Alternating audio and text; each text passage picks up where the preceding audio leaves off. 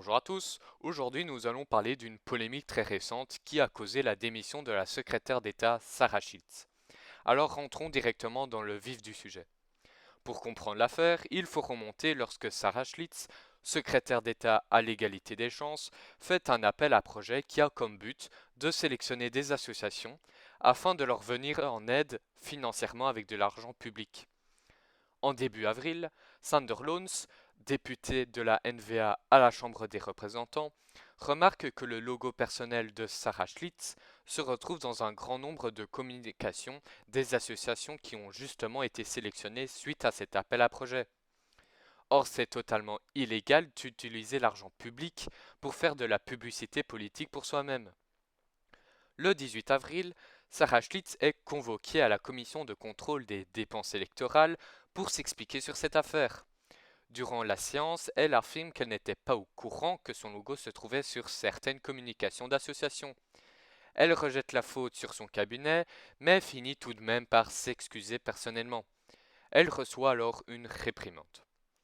Cependant, on découvre un peu plus tard un guide signé par la secrétaire d'État qui expliquait ce que les associations devaient faire concrètement afin de recevoir ces subsides publics. Et surprise, une des conditions inscrites était de mettre le logo de Sarah Schlitz sur leur communication. La découverte de ce guide est une bombe car elle prouve que la secrétaire d'État, en ayant signé le guide, était au courant de la publication de son logo personnel.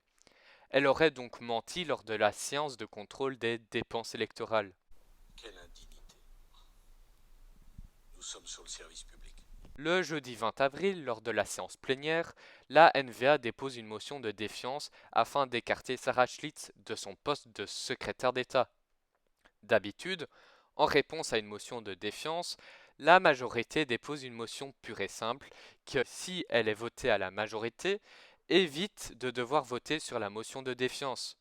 Le but de la motion simple est donc d'éviter une démission trop rapide d'un fonctionnaire public.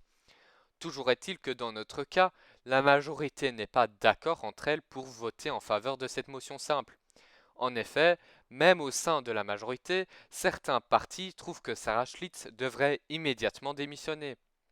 Un consensus est alors trouvé qui est de reporter la motion de défiance et la motion simple au jeudi suivant, le 28 avril. Les parlementaires ont donc une semaine pour mettre l'affaire au clair. Après cette séance plénière, le cabinet de la secrétaire d'État commence à attaquer violemment la NVA.